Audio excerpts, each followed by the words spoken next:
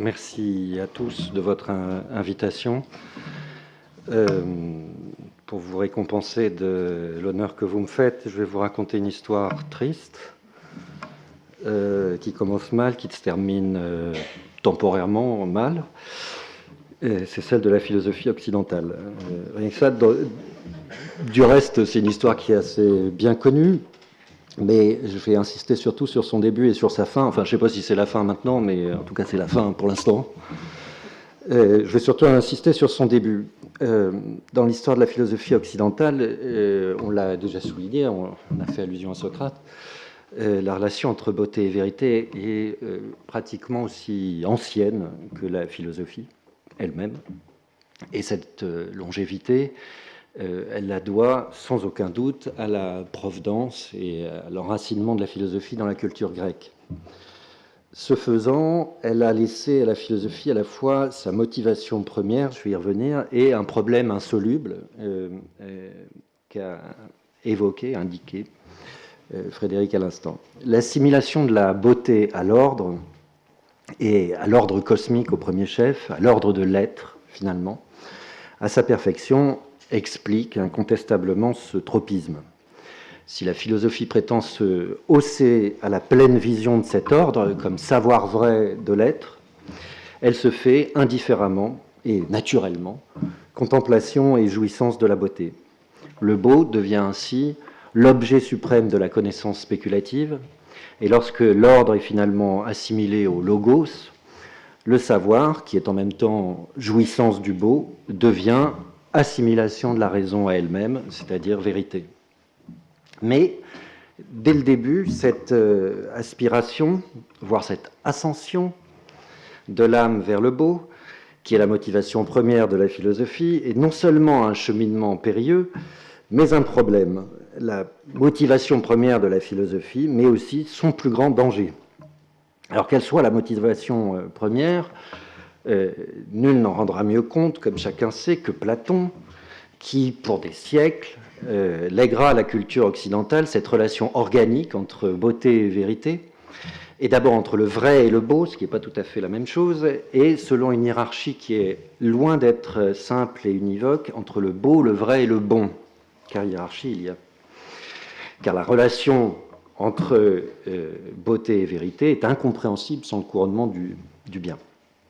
Nul n'en rendra mieux compte, plus précisément, que la formulation socratique de la philosophie, elle-même comme éros, comme désir, qui est d'abord, comment pourrait-il en être autrement, désir du beau.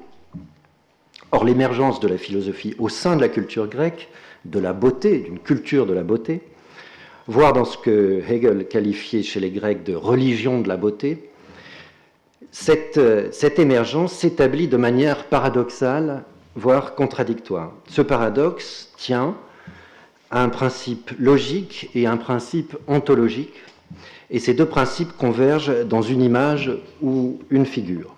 Et je vais suivre ces trois points. Le principe logique, il est tout simple, d'ailleurs comme les autres, c'est que si on aime la beauté, plus précisément si on la désire, c'est que par définition on ne la possède pas. Il est probable dès lors que le philosophe, celui qui aime ou désire la beauté, ne soit pas lui-même beau. Ce qui est déjà un problème, ce n'est pas simplement un principe. Le second principe, donc ça c'est plutôt de l'ordre du logique, c'est tout simple, vous désirez ce que vous n'avez pas. Bon. Voilà, c'est peut-être une motivation psychologique aussi, mais ça c'est autre chose. Le principe ontologique, quant à lui, c'est que la beauté est d'abord objet de la sensibilité. Le beau, et les Grecs en étaient particulièrement bien renseignés, le beau est beauté de la forme, et cette forme est celle des apparences sensibles. Mais dans ce cas, l'assimilation ou la relation organique entre le beau et le vrai se trouve dramatiquement compliquée dès lors que le grec se met à soupçonner, malheur, que le vrai se tient sous ou derrière les apparences, ou le phénomène, ou le sensible, dès lors qu'il se met à croire que ce qui apparaît n'est pas le tout de l'être, et même qu'il en est peut-être la dissimulation ou l'altération, bref, dès lors qu'il commence à se faire métaphysicien. Voilà que le beau Le beau immédiat, celui qui ravit les sens et dont on jouit par le corps, n'est plus vraiment beau. Voilà que le beau se dédouble et que la belle relation entre beauté et vérité reflue dans les arrière-mondes. C'est la malédiction originelle qui frappe la Grèce et cette malédiction se nomme philosophie. Depuis, la philosophie et la conscience occidentale, avec elle, courent après cette identité rêvée, fantasmée et toujours rejetée à l'horizon à mesure qu'on s'en approche entre le beau et le vrai. Et sa christianisation ne fera évidemment qu'envenimer le problème. La méfiance spéculative à l'égard du beau, qui pourtant continue de constituer la polarité ultime du savoir philosophique, est incurable. Et on pourra regarder toute son histoire, à l'exception peut-être de Nietzsche, mais ça c'est un autre... Bon, bref, comme l'ensemble des tentatives répétées pour réarticuler tant bien que mal ce que cette méfiance désarticule sans cesse pour notre plus grand désespoir esthétique. Un des jalons les plus significatifs, peut-être, ça pourrait être la troisième critique de Kant, avec l'idée énigmatique du beau comme symbole de la moralité. Alors, bien entendu, les Grecs n'ont pas attendu Socrate et ils n'ont pas attendu l'invention socratique de la philosophie, après les physiciens, pour concevoir quelque méfiance à l'égard des séductions de la beauté et du trouble jeu qu'elle jouait avec la vérité. Et si je devais citer un exemple parmi d'autres à ce propos, le plus beau à mon avis, ce serait assurément Homère et la scène érotique du chant 14 de l'Iliade, où Héra décide de se faire belle pour séduire à nouveau son époux, comme chacun sait, Volage, et l'endormir dans ses bras pour que, pendant ce temps-là, les Achéens puissent s'étriper, enfin plutôt étriper les Troyens, en toute tranquillité. Alors, cette scène est extraordinaire à plus d'un titre.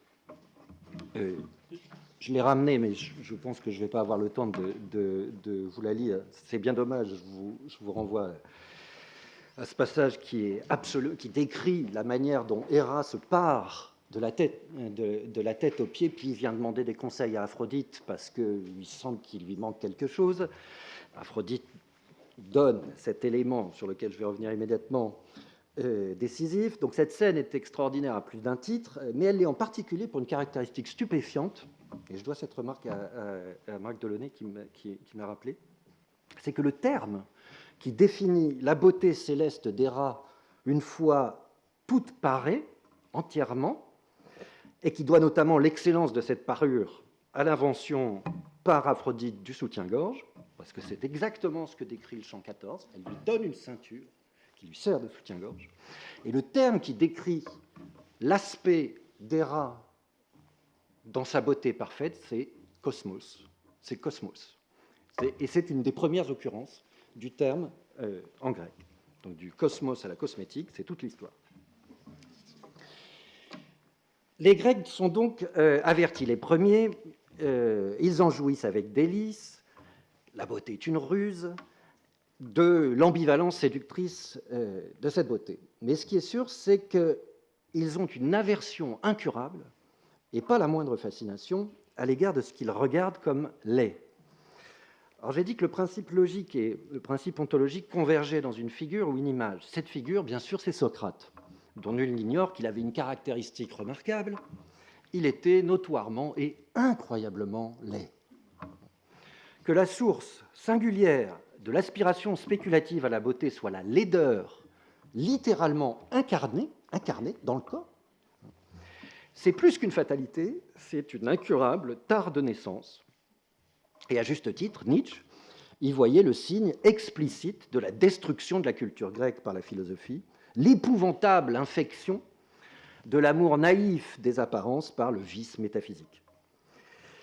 Car à dire vrai, la laideur de Socrate n'eut pas seulement pour effet d'humilier cet amour de la belle forme, mais de le pervertir, de réaliser une odieuse et durable imposture, une escroquerie spéculative, qui du reste est aussi un merveilleux cadeau, parce qu'elle assure aux philosophes leur emploi à vie, à défaut d'assurer leur retraite d'ailleurs.